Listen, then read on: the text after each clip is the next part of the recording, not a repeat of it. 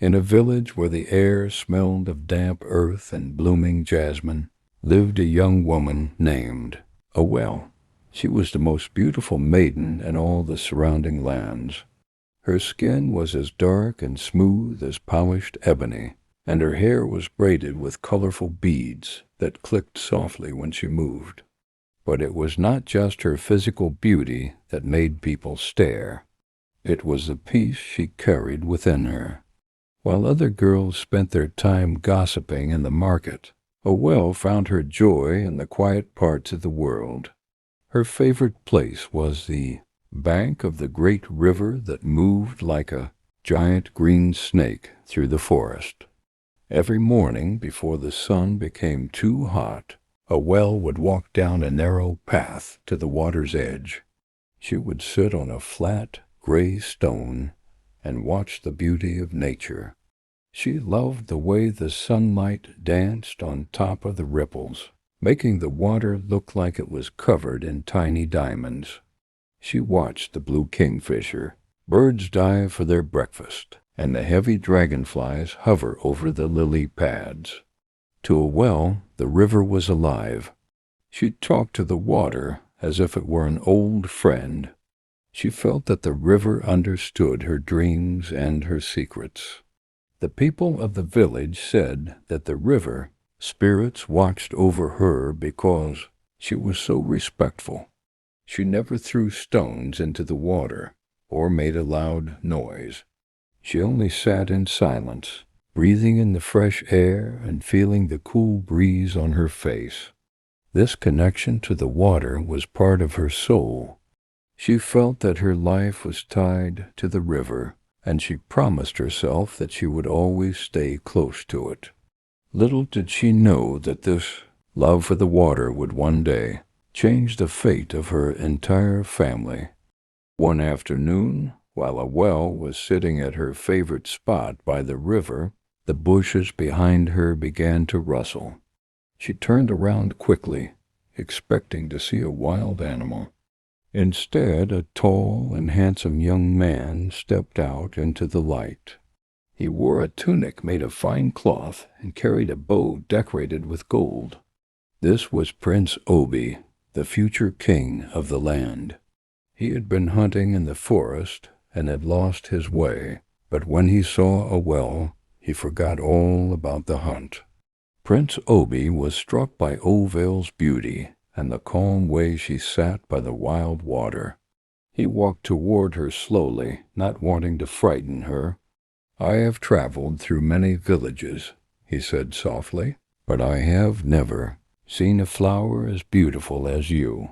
Awele blushed and looked at her feet, but she felt a spark of excitement in her heart. They spent the rest of the day talking. The prince told her about the palace and his responsibilities, and Awele told him about the songs of the birds and the secrets of the river. In the weeks that followed, the prince returned to the riverbank every single day. Their love grew fast and strong, like a tree planted in good soil. Prince Obi realized that he did not want to rule his kingdom alone. He wanted Awele to be his queen. Despite the traditional rules of the palace, the prince stood before his father, the old king, and declared his love for the village maiden. Because of the prince's passion, the king agreed. They had a magnificent wedding that lasted for 7 days. Awele moved into the palace, but in her heart she never forgot the river. After the wedding, the palace was filled with music and laughter. But as the years passed, the laughter began to fade. Awele, who was once the happiest woman in the kingdom, now carried a heavy burden in her heart. She and the king had been married for a long time, but their home remained quiet. There was no sound of a baby crying or a toddler running across the polished floors. Awele wanted to be a mother more than anything else in the world, but her womb remained closed. As the years went by, the villagers began to talk. Gossip is like a wildfire. It starts small and then consumes everything. When Awele walked through the market, she saw the women whispering behind their hands. They wondered if she was cursed or if she had offended the gods. Some said a queen who could not provide, and air was like a tree that bore no fruit beautiful to look at, but useless to the land. These words cut Awele deeper than any knife, but she never argued. She kept her pain locked inside, which made the weight of it even harder to carry. Every single morning, before the village woke up, Awele would leave the palace and walk down to the riverbank. She would sit on her old stone and let the tears fall freely. She would cry until her eyes were red and her throat was tight, but she never spoke a single word aloud. She did not scream or beg. She simply let her sorrow flow into the water. She hoped that the river, which had always been her friend, would see her tears and understand her silent prayer. She felt that only the water spirits knew the depth of her sadness, and she waited in the morning mist, hoping for a sign that she had not been forgotten. Inside the palace, the atmosphere grew tense. One afternoon, the Queen Mother summoned Awele to her private chambers. The Queen Mother was a woman of great authority, and her word was law among the women of the royal household. She sat on a high chair, her face stern and unforgiving. She did not offer Awele a seat. Instead, she looked her up and down with eyes that were cold and sharp. She was tired of the silence in the palace and the growing whispers in the village square. Awele, the Queen Mother began, her voice echoing against the clay walls. You have been in this palace for many years. We gave you the position of a queen, yet you have not given my son an heir. A king's strength is measured by the sons who will carry his name when he is gone. Without a child, you are a shadow in this house. She went on to say that the kingdom was worried, and that the king's throne was at risk if no prince was born to protect it. She was not happy, and she made it clear that her patience had run out. Awele stood before her, trembling with shame. She wanted to explain her pain, but the words would not come. She felt like a failure in the eyes of the royal family. The Queen Mother's harsh words felt like heavy stones being dropped into her heart. After the meeting, Awele ran back to her hut. She sat on her bamboo chair, staring at the floor. The pressure to provide a son was now a mountain on her shoulders. She realized that her silent tears by the river were no longer enough. She needed to find a way to bring life into the palace before she was sent away in disgrace. One morning the mist over the water was thicker than usual. Awele walked to the riverbank, her heart breaking from the Queen Mother's harsh words. She collapsed onto her favorite gray stone and let out a long, painful sob. "O spirits of the water," she wailed, "have mercy on me. My home is cold, and my name is a joke in the market. If I do not have a child, I am nothing." She wept until her eyes were swollen, and her tears fell into the moving current, creating small circles in the water. Suddenly, the river began to swirl and bubble in a way she had never seen before.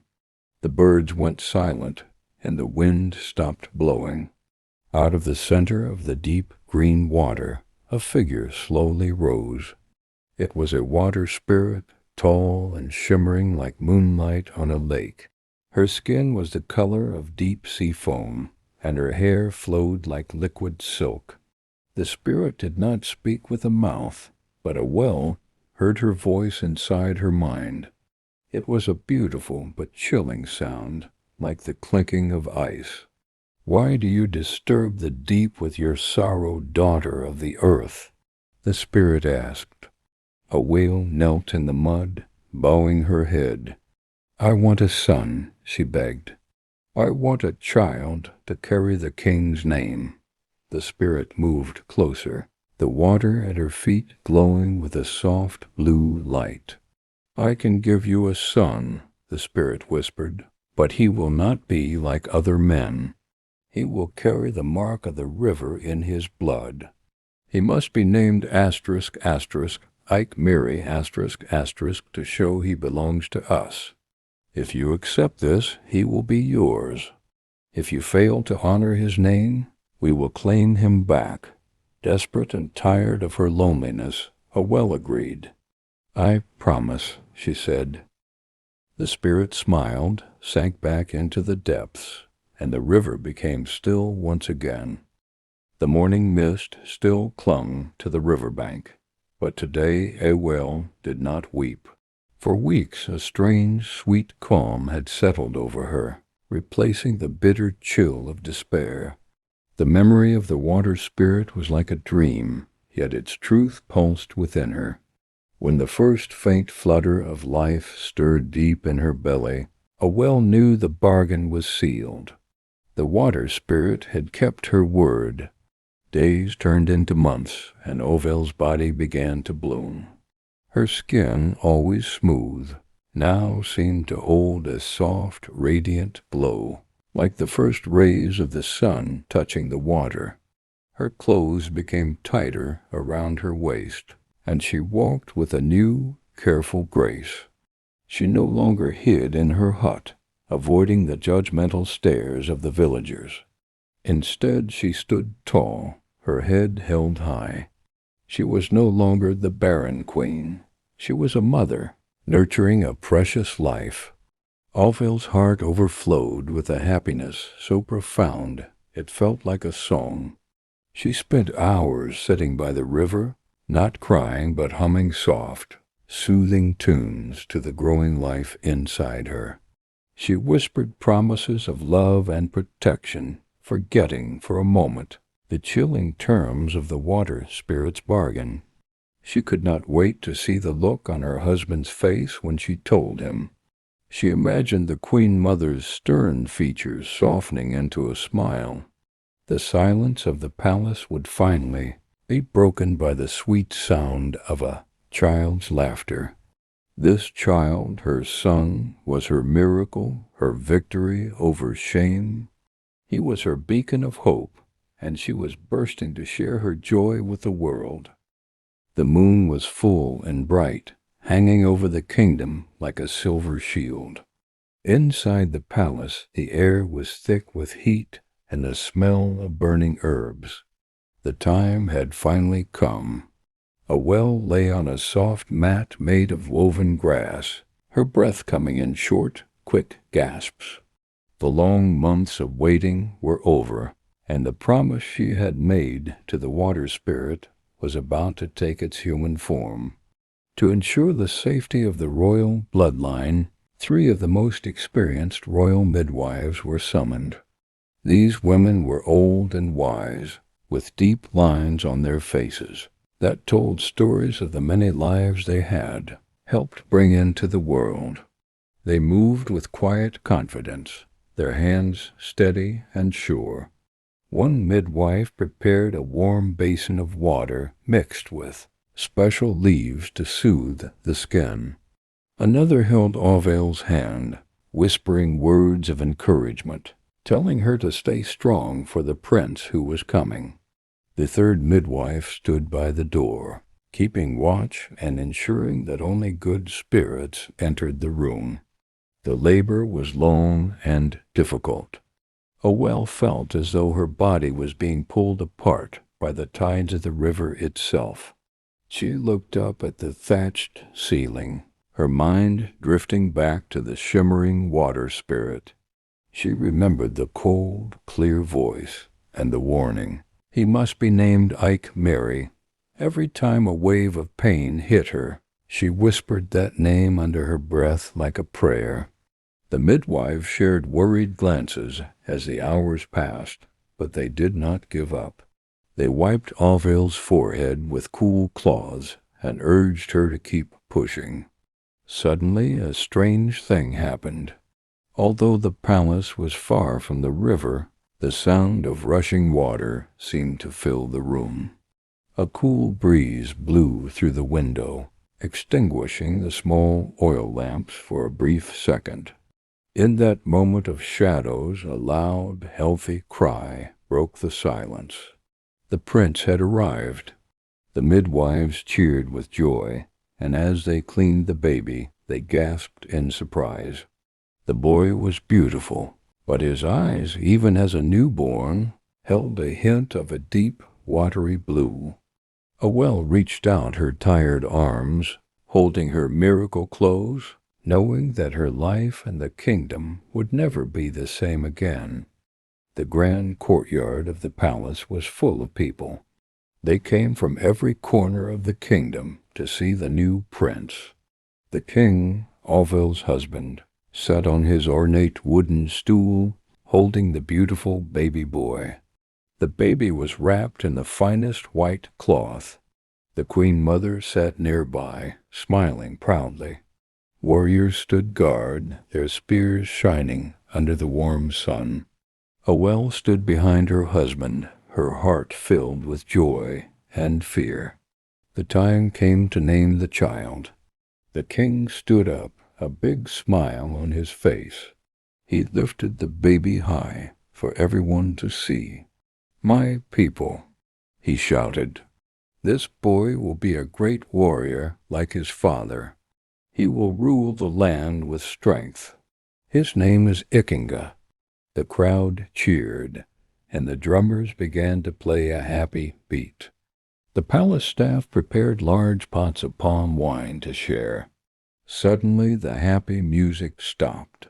A long silence fell over the courtyard. A tall woman walked into the center of the crowd. She was the chief priestess of the water, and her appearance stopped everyone cold. She wore only simple white cloth, and her face was covered in sacred white chalk markings. She did not wear gold or beads.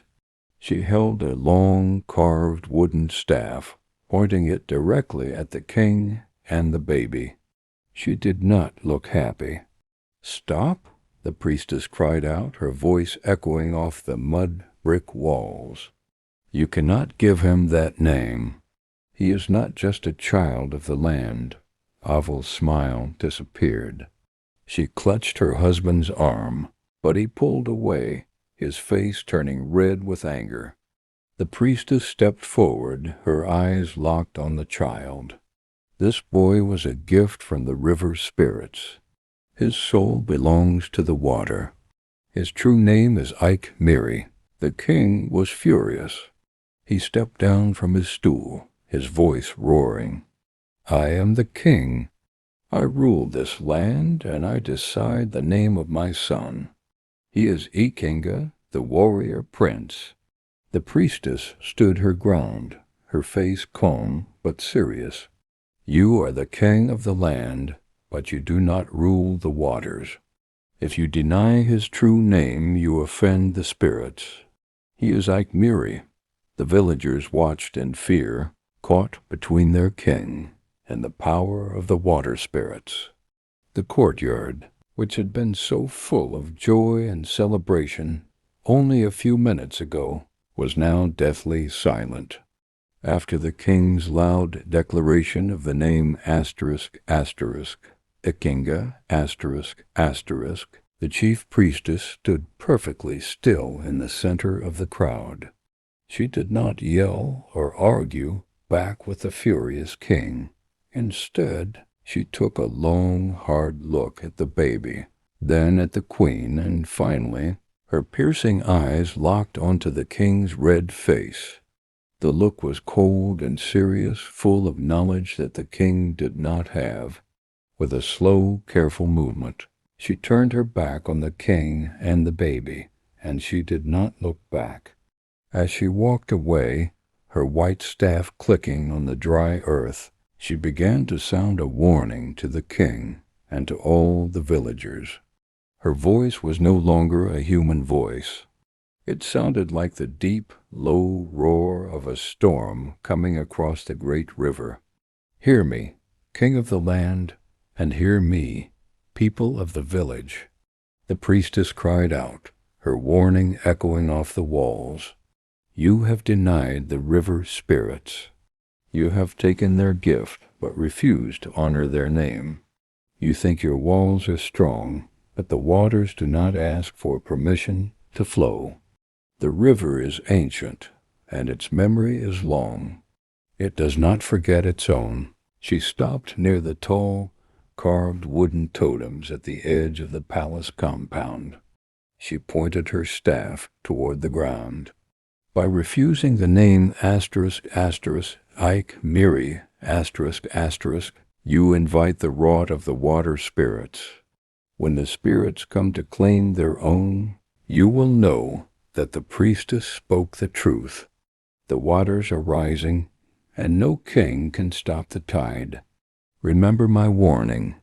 With these final, chilling words, the priestess continued her walk out of the village, disappearing into the trees toward the river. The villagers stood in terror, some whispering prayers to the river. Awele, clutching her baby, knew in her heart that the peace in her family was gone, and the long shadow of her promise had just become much darker.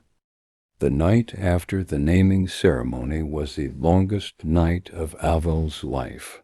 While the king slept soundly, convinced of his own power and authority, Awele lay awake. Every time she closed her eyes, she heard the sound of the priestess's voice echoing like thunder. She looked at her beautiful baby boy sleeping beside her. In the dim light of the oil lamp, she noticed his eyes seemed to glow even in his sleep. She knew her husband was a proud man who never changed. His mind, once a decision was made. He was as firm as an ancient oak tree, but Awele knew that even the strongest tree could be uprooted by a flood. Fear gripped her heart. She was caught between the man she loved and the spirits she feared. She knew she could not sit and do nothing while a dark cloud hung over her child. Before the sun began to rise, while the palace was still covered in blue shadows, Awele wrapped herself in a dark cloth. She picked up her son and slipped out of the palace, moving like a ghost past the sleeping guards. She had to find the priestess. She had to find a solution before it was too late. The path to the sacred shrine was narrow and overgrown with sharp grass. Awele's feet were scratched, and her heart pounded against her ribs, but she did not stop. She arrived at the shrine, a small hut hidden deep in the forest, surrounded by tall trees that seemed to whisper her name. The smell of incense and dried herbs filled the air. She found the priestess sitting in the center of the room, surrounded by carved wooden statues and bowls of sacred water. Awele fell to her knees, her forehead touching the cool earth. "Mother," she sobbed, "please help me. My husband is stubborn, but my heart is breaking. I promised the river a son, and now the spirits are angry. Is there a way to save my boy? Is there a sacrifice I can make to appease the water?" She held the baby out, her hands trembling. The priestess looked at her with pity, but her face remained serious. She knew that once a bargain is made with the deep, the price is always high. Awele waited in the silence, desperate for any word of hope that could protect her son from the coming storm. The walk back from the priestess's shrine was the scariest journey Queen Awele had ever taken. The forest felt different. The trees seemed to watch her, and the morning birds sounded like they were sounding an alarm. As she approached the palace gates, she saw warriors running in every direction. Their long spears flashed in the early light, and their faces were set in grim expressions. Awele realized with a sinking heart that her disappearance had been noticed. The king and the queen mother were not just worried. They were furious. She heard a guard shout, "The queen is here. She has the prince." Within seconds she was surrounded. They did not touch her, but they marched her directly to the grand courtyard. There, sitting on his high wooden throne, was the king. Beside him stood the queen mother, her arms crossed tightly over her chest, her eyes burning with disappointment. The king's face was like a stone wall. He did not look like the man who had whispered love poems to her by the river. He looked like a judge ready to pass a sentence. Awele did not wait for him to speak. She collapsed to her knees in the dust, clutching her baby tightly to her bosom. She crawled toward the foot of the throne, her tears mixing with the dirt on her face. "My king, my husband, please have mercy," she cried. "I was only seeking a way to protect our son. My heart was full of fear, and I acted without thinking. Do not be angry with me for trying to be a mother." She bowed her head until it touched the king's sandals, trembling so hard that her jewelry rattled. The king sat in silence for a long time. The only sound was the breathing of the guards and the soft cooing of the baby. Finally he sighed. He reached down and touched Awele's shoulder, telling her to stand. "I forgive you because you are my wife and the mother of my heir," he said, his voice deep and booming.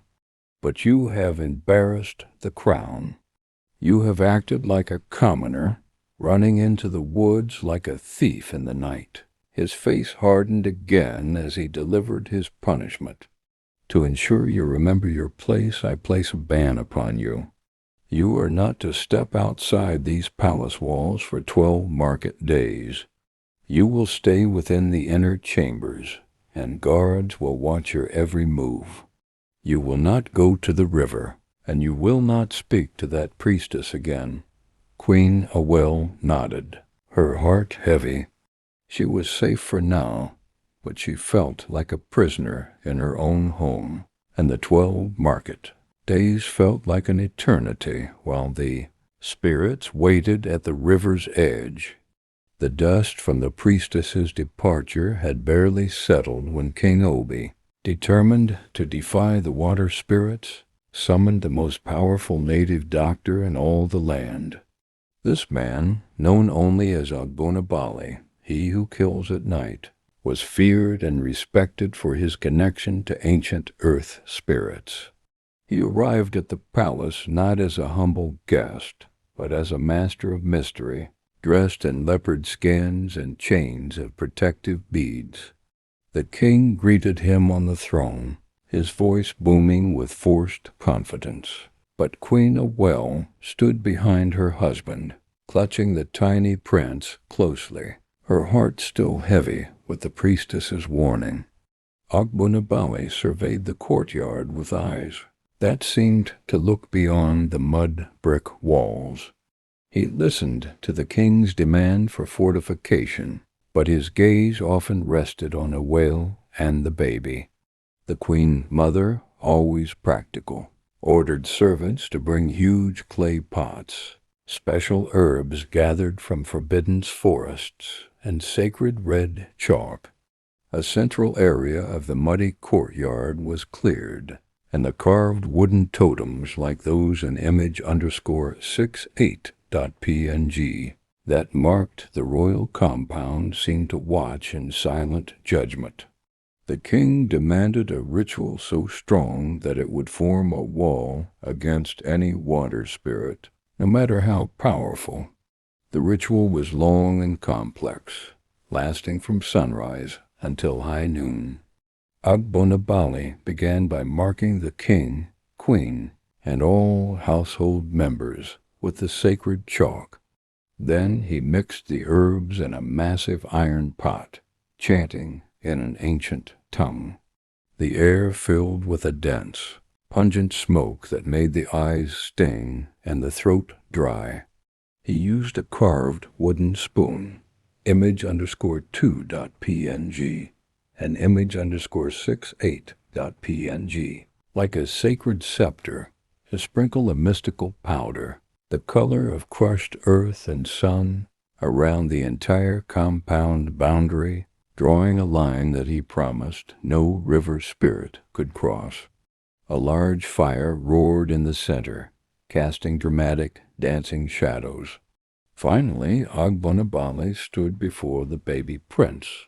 He dipped his hand into a secret mixture and placed a single mark on the boy's tiny chest, right over the birthmark, seen in image_64.png and image_76.png.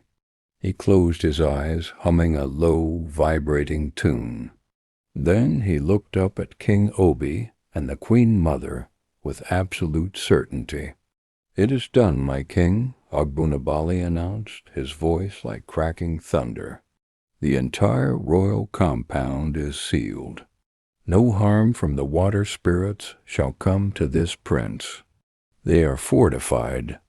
The prince shall be Ikenga, the warrior of the land, and the river cannot touch him." Awele nodded slowly, desperate to believe that the native doctor's earthen wall was stronger than the river's promise. 10 years had passed since the day Ogbonabale sealed the palace against the water spirits. In that time the royal compound had known only wealth and happiness. Queen Awele's secret bargain was a distant memory for the king, but it was written every day in the very face of her son. The prince, named Ikenga despite the priestess's warning, was not a normal boy. Prince Ikenga grew into a child of perfect beauty, as fair in complexion as the sand of the deep river. He was small but brave, a little warrior who loved adventure. He was also deeply appealing to the eyes, with features that made both elders and other children smile. But it was his blue eyes, bright and piercing, like the deep water that made people stare. And on his tiny chest, right over his heart, was the mark of the river, a swirling blue pattern that pulsed with life. Image_64.png, image_76.png. He truly looked like a water prince, a prince of two worlds. Despite the king's belief in the fortification, Queen Awele lived in constant fear. She never forgot the condition. Now that her son was 10 years old, he began to feel the pull of his true home. Every single day he begged to go to the great river. He did not care about the gold of the palace or the power of his father.